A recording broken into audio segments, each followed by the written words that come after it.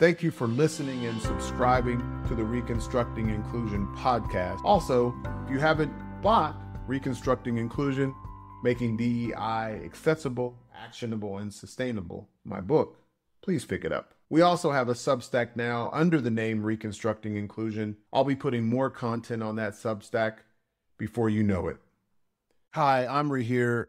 I wanted to add a couple things before you listen to the episode with my mother, Dr. Harriett Johnson. It was such a delight to have my mother on the podcast. I look forward to interviewing her some more because I really want to have a family history. I encourage all of you to interview your parents, particularly as they get a little older.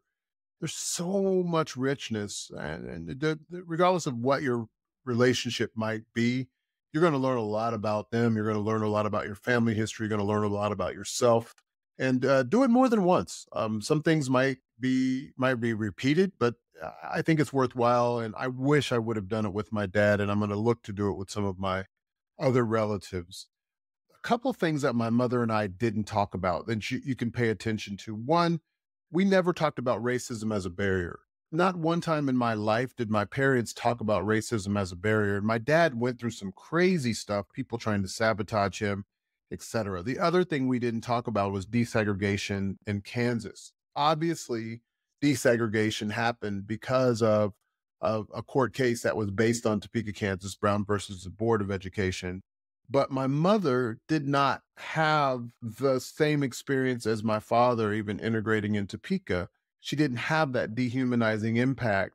And I often think about what if we created the conditions where we didn't have to always talk about the dehumanizing impact of racism. Of course, we want to know history, but my mother didn't experience it. She didn't transfer that notion to me, and it made a big impact had a big influence on me and the perspective I have about the work, even of diversity, equity, and inclusion. So as you listen, really reflect. My mother's 82 years old. She's lived in Topeka her whole life. She had a really tremendous experience while she was here in Switzerland. We went to France, we went to Germany. And her perspective, her wisdom, her life experience is very different than a lot of people's. But in a way, consider what her experience tells you about the breadth of who humans are, and even in the time that she grew up in the United States. So enjoy. And thank you again for tuning in to the Reconstructing Inclusion podcast. Welcome to a special edition of the Reconstructing Inclusion podcast. I'm Amri Johnson, your host, and I'm here with my mother, Dr. Harriett Johnson. She is not on camera, so I don't know if we take any clips of her. I'll try to move the microphone so you can see her face a little bit more. But this is a special edition because she's actually here in my home, my family home, visiting us for the holidays. So I'm actually able to interview her in person. I'm anticipating that this is the first of other interviews that I'll do with her, but I know with this one, we'll get the technology right and we'll be able to make it work. So welcome, Dr. Harriett. Thank you. Now, I call my mother by her first name. So some of you that hear that will, based on where you were raised, you might be a bit surprised. So as I'm calling her Harriett, know that she's okay with it. Can you tell him that you're okay with me calling you Harriett? I told you to call me Harriet when you were 3 years old. 3? Yes. Oh, I thought I was much older. No, you were 3 years old. I said, do not call me mother. Call me Harriet. Okay. She never did that for my brother. So I didn't. I have issues, but we'll talk about that later. So Harriett, we start all of our podcasts with a couple questions. The first question is a favorite book or movie that you go to over and over again, or that you've read or watched multiple times. Okay. The favorite book or movie? Mm-hmm. You're probably going to, because I have certain authors that I read a lot of. But the book that's been the most inspirational in my life has been the Bible. Okay. I was raised in a Christian home, and the Bible was the word. And so there, especially the Psalms, I get such comfort from the Psalms. And yeah. Okay. You want me to tell you about my movie? You can tell about a movie too. Absolutely. Well, and it's coming out again, The Color Purple. I think The Color Purple showed me things that I never grew up with. And I love history. And so even fiction, nonfiction books or movies that showed a lot of history, those are the things that I enjoy. Okay. So the Color Purple was a Black book, Harry. What do you mean you've never seen those things? You're Black. So I didn't know the kinds of stuff that happens in The Color Purple. I grew up on a farm. That was on a farm too. Yeah, and that was on a farm. Yeah. But it was a different kind of farm. But and I was sheltered. We were sheltered. I had older sisters that were sheltered. And then when I came along and I had the only boy in the family, he was my twin, we were really sheltered. So a lot of things that Black people, quote, consider life, I don't consider it life. My mother, when I'd say things about people of other cultures, my mother would, I said, now why in the world did that happen? My mother would say, look in the mirror. But she never said, you're Black or you color. Or another thing she would always say, when I would come home telling her about something that happened, she would say, what did the person look like? And I said, Nancy, which was my sister, who was 3 years older than I. And my mother never commented on it. My parents never, we were just sheltered. So a lot of stuff, I'm just now learning at 100 years old. You're not 100. I tell everybody I'm 100 years old. I tell everybody I'm 100 years old. She probably will live to 100, but she's not quite there yet. What about a person or people who have inspired or influenced you? My mother. Your mother? My grandmother? Your grandmother and your grandparents. My mother and dad picked who we chose for friends and picked where we went and who we went with. And when we went someplace, like even with a cousin, my mother would say, you have a certain time and you have to come back with the same person you're left with. My dad would always say, if we would talk about something that we didn't like, he'd say, it'll change in 30 days. Yeah, I remember that. And he was right. It took a month for things to change, several weeks. And so he was right about that. And then my mother, like I said, she would just tell us certain things at certain times when we'd ask questions, and she'd make us think about it. And my dad did that too. It was just what do they call it? Discombobulating. We had to figure things out. And then when I said, well, so-and-so, yeah, they would say, yeah, that's right. That sounds familiar. Well, as I got older, a good thing that happened. When I went to K-State, although they had talked to me on the phone, when I went to K-State and I was sitting down waiting to get into my room in the dorm, the lady over the dorm came and said, well, we need you to wait just about an hour. And I'm going, really? And what I found out later was that they had moved the RA, which is called the residential assistant, from her single person room to another room with two other women, and gave me the single room because of the color of my skin. And see, I never understood that. And so my mother went to Montgomery Ward's and bought everything coordinated. Montgomery Ward's was the most department store at the time. And the kids thought, oh, she must be rich. But my mother knew how to make me feel good and how to make anybody that came in my presence feel good. So you know what people did? They came in my room because it was big too. and nice. Yeah. It was nice. So that was what year was that, Harriet? Was that 1959? Yeah. At Kansas State University. So so all the Black people at Kansas State lived with other Black people? There was only 4 of us. And one became my sister-in-law, and one was a dietitian, became my friend, and the other one was the daughter of Reverend, can't think of his name right now. It used to be the pastor at Shiloh. In But Topeka. it was four. Yeah. Okay. It was four of us. I mean, there were four Black women at K-State when I went there. Wow. So let's stay on that. You went to Kansas State University. Of the schools that are the most well-known in the U.S. in Kansas, Kansas State is number 2. I'm just kidding. So my mother is number 1, but the other one is the University of Kansas, and that's who I root for in sports. Well, I do too, but I Yeah, root for K-State Kansas State too. first. If it's the match between the two, she always goes for K-State. So you went to Kansas State for undergraduate for your bachelor's degree. What did you do your bachelor's degree in? Secondary education, speech and English. Okay, speech and English. Mhm. And then you stayed there and you got a master's in speech pathology and hearing. Okay. And then you decided to get a PhD later. In early childhood. Well, but you waited a while. I had kids. Ah, I guess I was one of them. Yeah, and you were the one that told the neighbors when I'm working my job and going to K-State at night, you were the one that told the neighbors that I was the babysitter your dad had hired. And that's the reason why you became a stepchild. Please. And I told you to call me Harriet.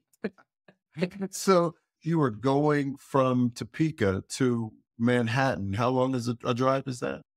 Oh, it's about 45, 50 minutes. So you were driving that how frequently? Every week, once a week. I spent a little time in Kansas State, in Manhattan, Kansas as well, I think. Is that right? No. You never took me? Oh, yes. Oh, yeah. Oh. I took you I left you in the Union. And you went with me some evenings. Mm-hmm.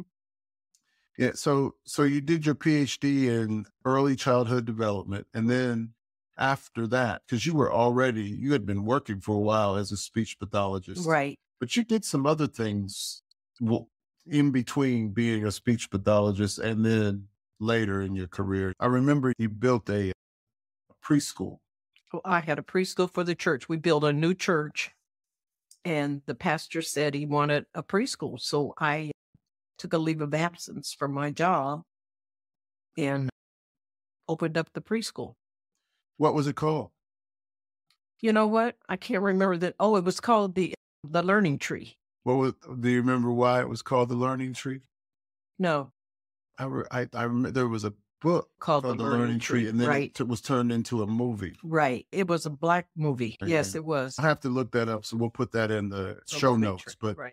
I actually didn't get a chance to look it up before we spoke, but I thought about that. I remember even in college, maybe even later, I found that movie because I'd never seen it when I was young. Really, really profound film, I can recall. So you built the daycare, and then you went back to school system. It was called a preschool. Preschool. Not a daycare. Sorry, it's a preschool. Why do you make that distinction? Because it was all about learning. Mm-hmm. It was all about kids learning to make decisions at a younger age. And it was all about learning. It really wasn't a daycare because you didn't get a nap, but you came to learn and to learn how to make decisions. And kids did that. I mean, in the morning when they got there, we went to a room that we had just for planning individually. And they got a chance to plan what they were going to do for the 4 hours that they were there.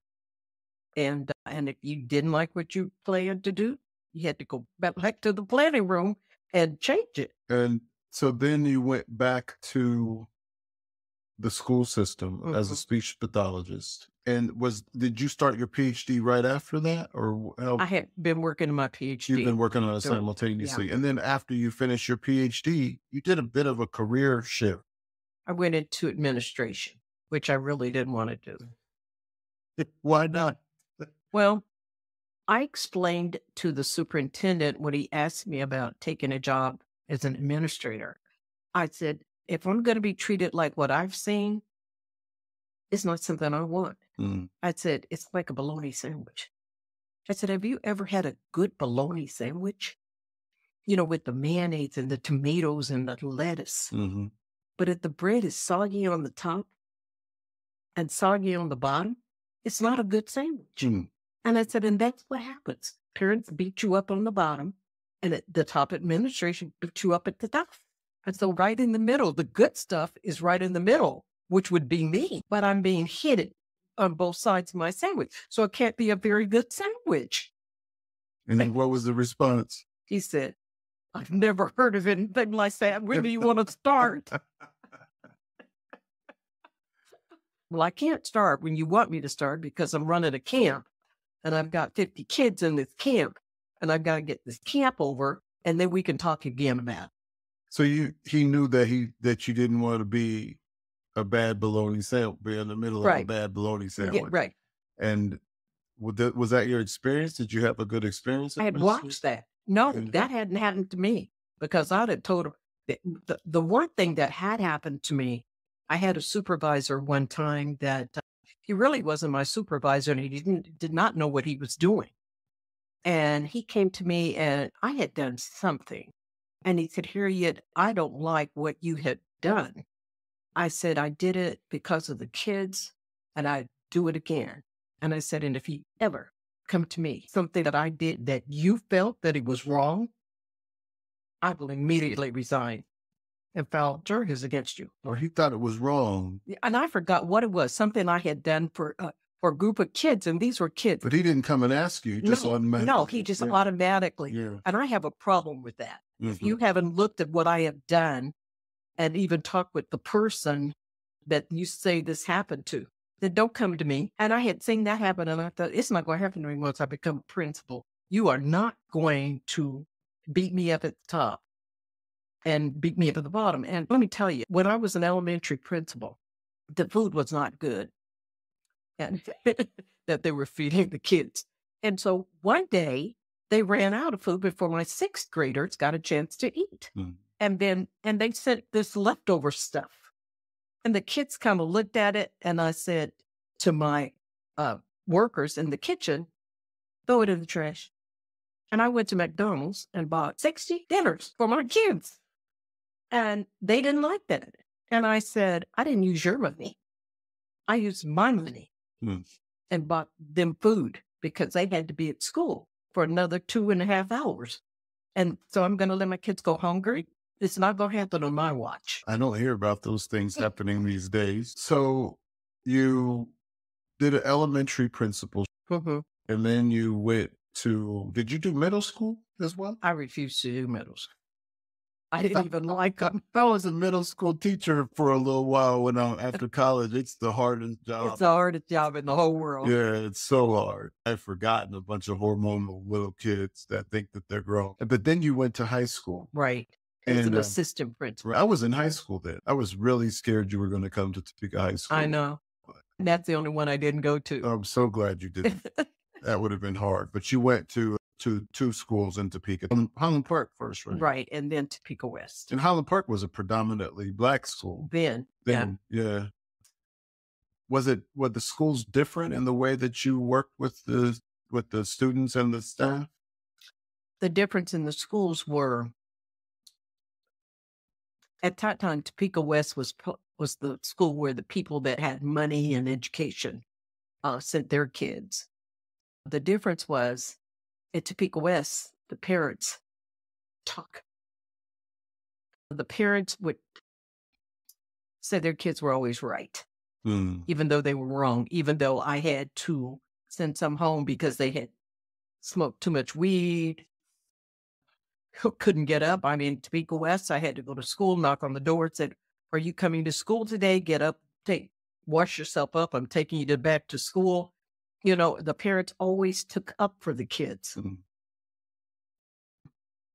And at Highland Park, the parents didn't take up for the kids. They would say, let's get together and we'll look at this whole situation together. And then they would make the kids apologize to me for what they had done. Wow. And then there were, some parents that said, my kid was right, you were wrong. But those parents came back and apologized to me. Yeah. So you went to those two schools and then you decided that you would retire from being a principal. No, What happened? Because you stopped eventually. I had a principal come to Topeka West that I had worked with when I was an elementary principal. Mm-hmm. I didn't like the way he treated kids. I didn't like the way he treated staff. And I had observed that. So when he came there, I said, I'm leaving. And so he saw my husband somewhere. And my husband told him, and he said to Larry Sr., he said, well, I'm sorry, Harriet's leaving. And he said, oh, she's leaving because of you. And I went to the university. Yeah. That's what you taught. What school was this? Where did you teach? at the university level. I was in Emporia State. Yeah, University. no, I know that, but Oh, everybody okay. else doesn't know. Okay, I was in Boston. So, and what did you teach there? I taught in the preschool, the early education department, Mhm. and elementary and early education. So you had to observe some students when they went for their practicums. and Oh all yeah, that. I had to put them in practicums and observe them. Yeah, Schools all over Kansas. It's yeah, rules of big the schools. city. But the most interesting thing is I had been observing one of my students, and it was raining, and we were outside. And I said to her supervising teacher, I said, her plans didn't talk about the rain, and what's this about? She said, no. So I went back to the I said, something's different here because we're not dealing with the same person that I've been working with. I went back and they said, oh, we didn't want you to know because we couldn't tell you she has 5 personalities, but she only has 3 left. And you've seen all 3 of them. And I'm going, oh my God. Wow. So she had multiple personalities. Some people call it disorder, and she still was functional. Yeah. Oh yeah. Very, very bright. But, and that particular day, I saw the 3rd person. And the kids, it was 2nd graders. And I mean, although it was pouring down rain, those kids were loving it. I would not give her a recommendation to teach in the state of Kansas. You wouldn't. No, I couldn't. You didn't know what she was. It was unpredictable. And I'm going, and they said, well, we couldn't not let her do student teaching or, and I said, well, why'd you put me with her? They said, because you would be understanding. I said, well, let me tell you right now. Oh, wow. You never told me about that. Oh my God. We couldn't tell people about it. Yeah, it's true. That's true. So you retired from the university. Mm-hmm. When did you retire from there? In 2000 and actually in 2000. Yeah. What did you do after that? Started working for your dad. I retired because your dad said, can you just come and help me? And I said, not unless you stop buying stuff. He had bills like that. And I said, I can get them like that if I could control you. And he said, well, we'll talk about it. Your dad bought everything in 3s. I said, why? Only thing you don't have 3 of is kids and your wife. And so, yeah, I didn't know he was getting sick. Yeah. But yeah. So I'm going to back up a little bit. You grew up with 6 siblings. No.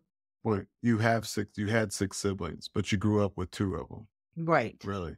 But the others were old because the others were older. Mm-hmm. What was it like having a family that big? Was it, because that's a big, and even in those days, it wasn't a small family. What was it like to have a family that big? Well, when my twin brother and I were born, my oldest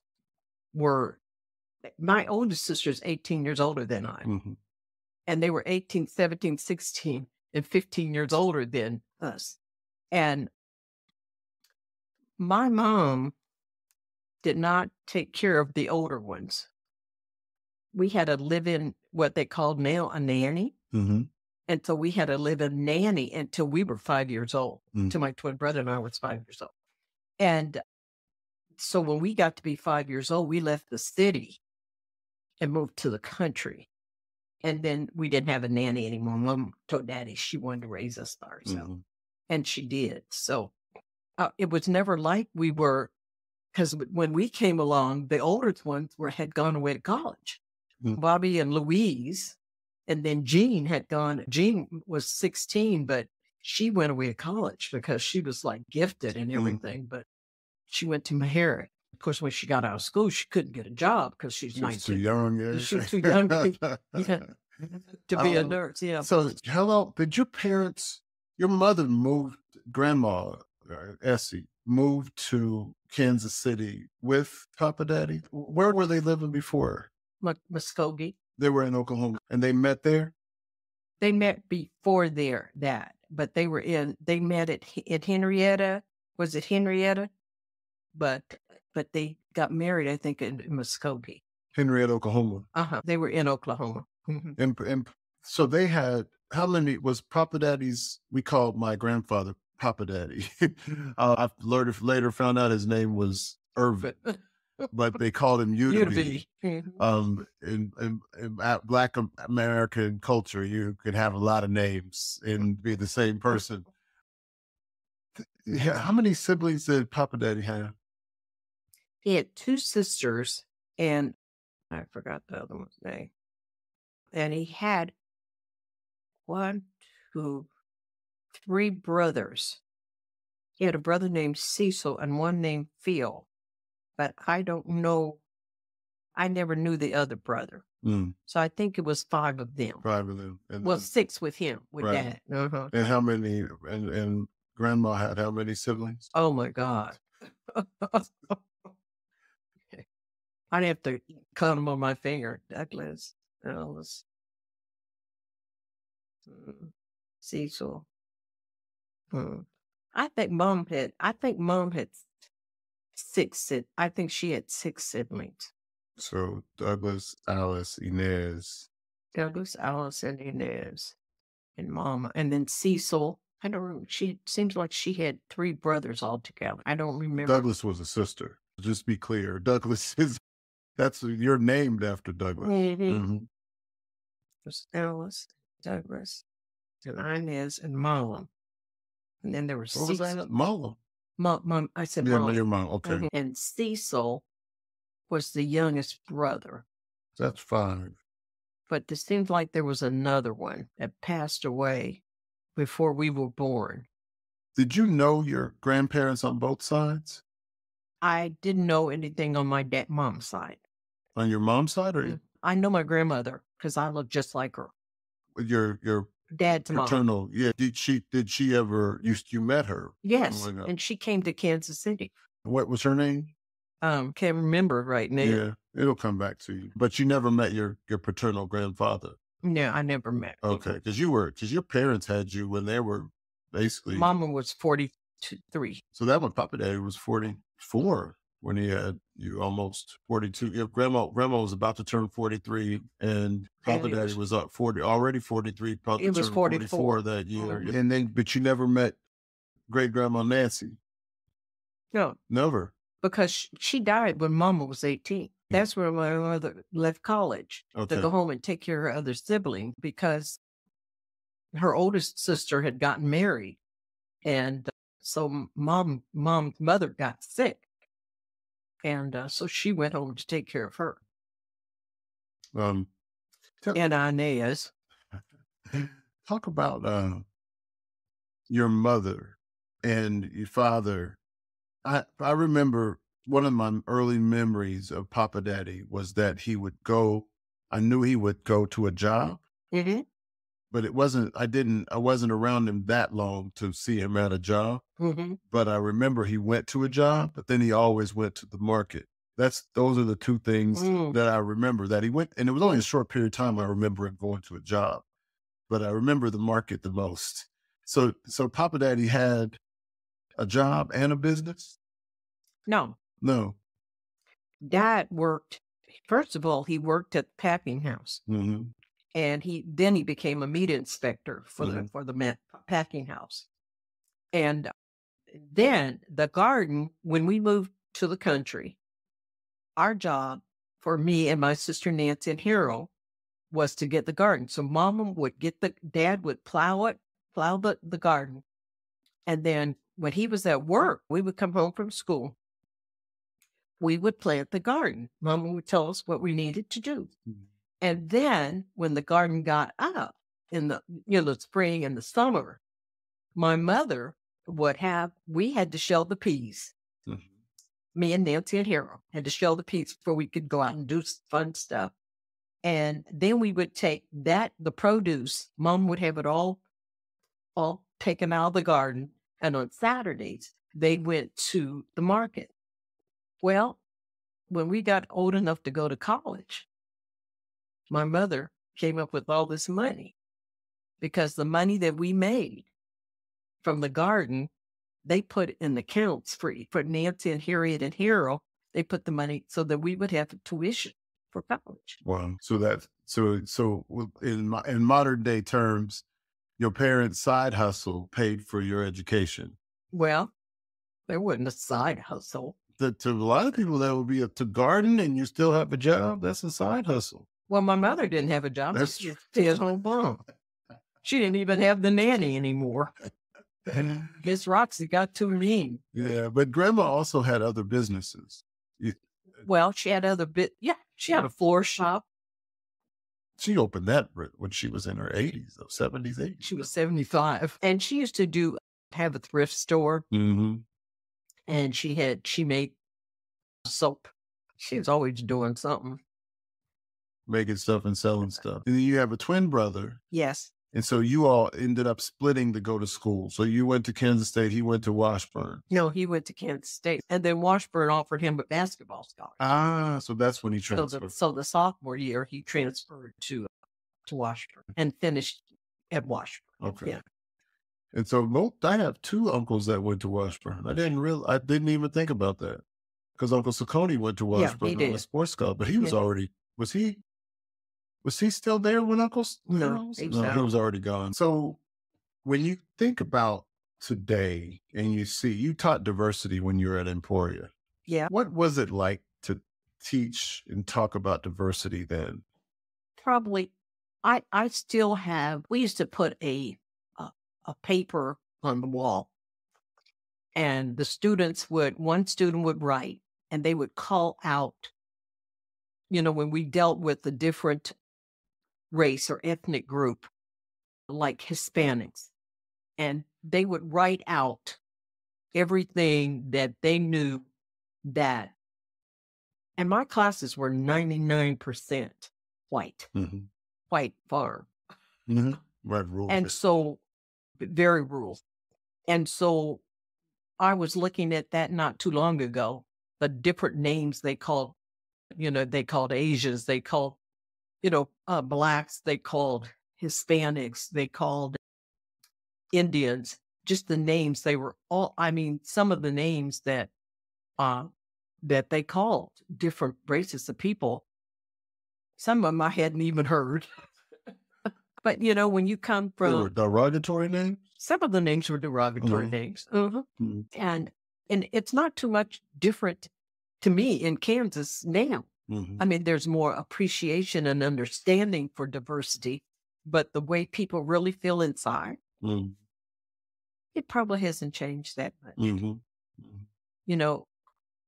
It's socially correct that when you are in a special, just like you just said, because it's socially correct, I think the kids in these rural places are more likely to be tolerant.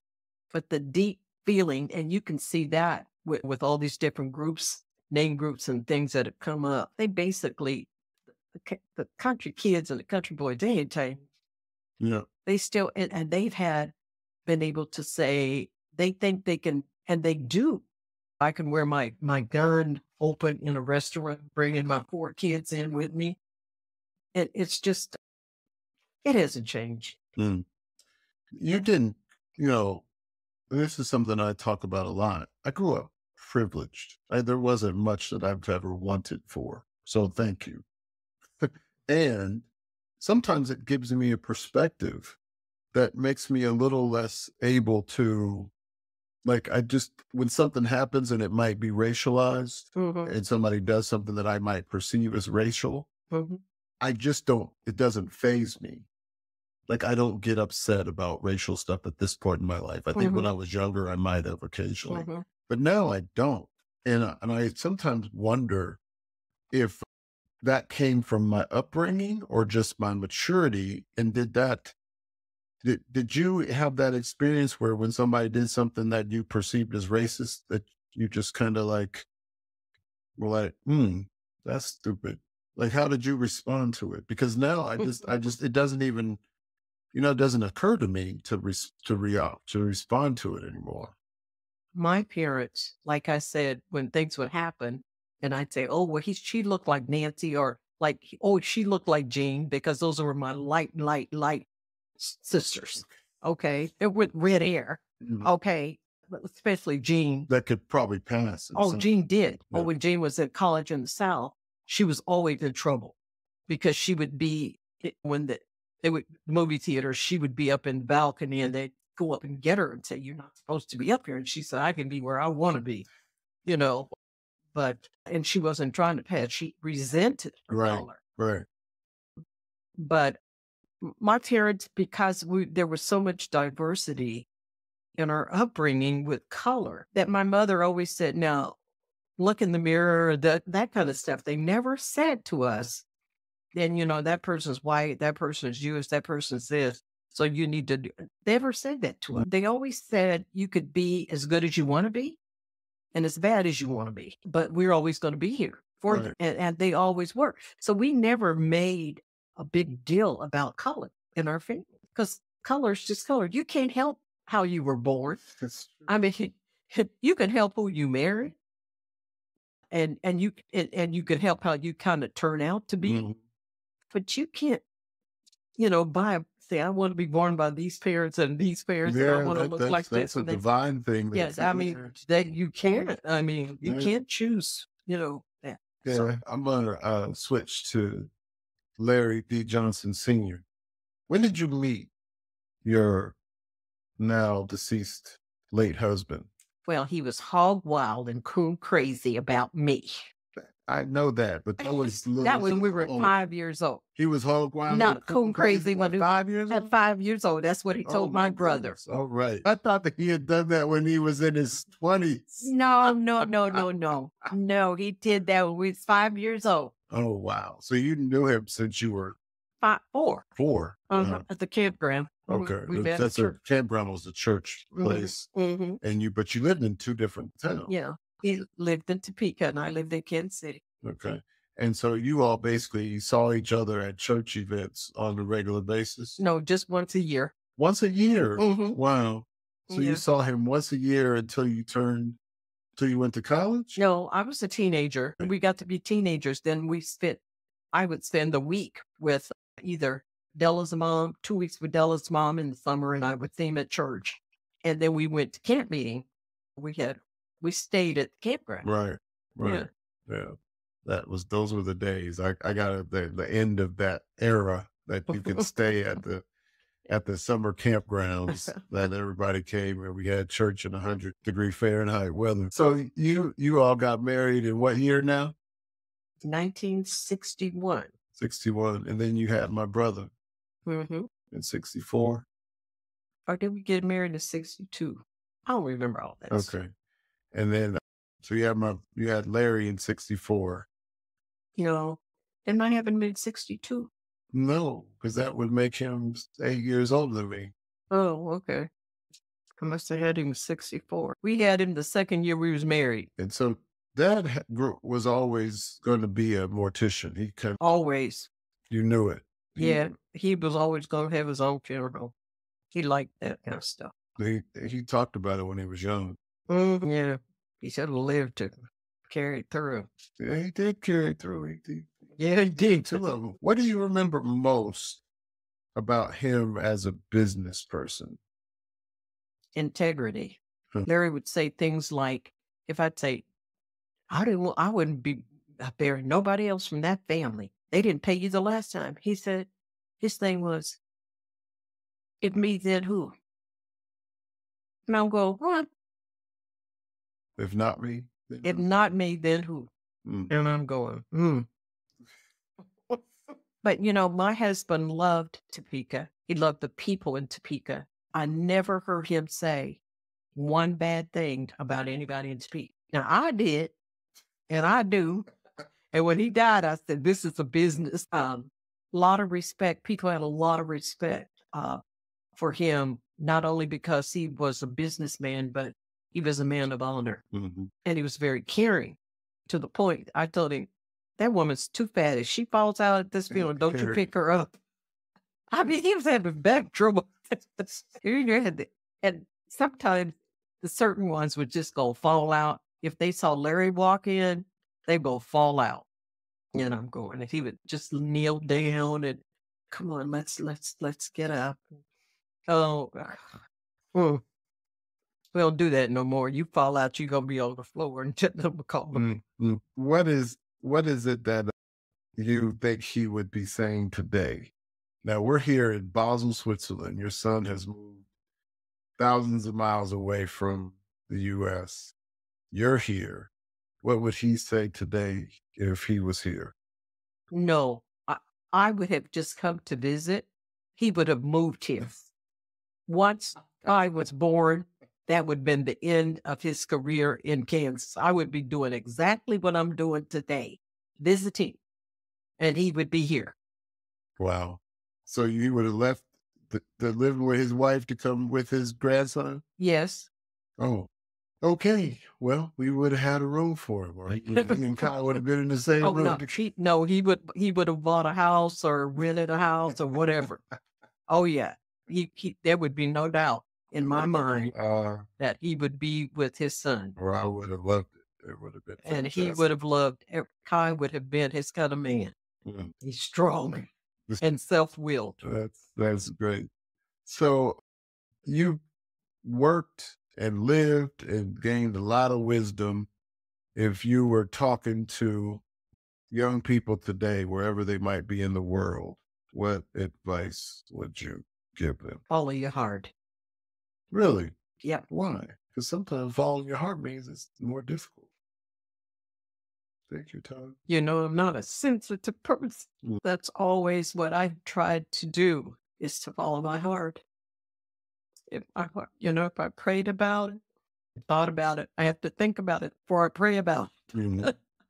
But it's just so many young people had not fallen their heart. If you've had somebody in your corner that's cared about you and wanted you to succeed, then you've got a different mindset. Mm. And so that heart is what brings out the caring, the love, the listening, the protecting of the soul. Mm. I think that's a good departure point for us to stop. That's something that I think we talk a lot about, this diversity thing, but I think a lot of kids, regardless of what their background is, where they come from, if they have the kind of support that I was fortunate to have, which I sometimes still don't feel like I deserve. You do. Well, thank you. You wouldn't have gotten it if I didn't deserve it. Well, I'll take that. But I know it's by that grace that I'm here. So what you said is absolutely true. Well, if we hadn't had you, we wouldn't have known what a real kid was supposed to be like. We're not going to talk about my brother, and my brother taught me a lot of stuff. I know the reason I'm probably here is because my brother taught me to stay out of trouble. Even when I was in trouble, I knew how to get out of it. Yep. Because of him. So, Harriet, thank you. I appreciate it. This is my mother, Dr. Harriett D. Johnson, and the D stands for Douglas with 2 S's. Just for all y'all that might not have known, as in Frederick Douglass and her auntie Douglas. Thank you. And I hope that was helpful to everybody who's tuned in, and make it a great day. Peace.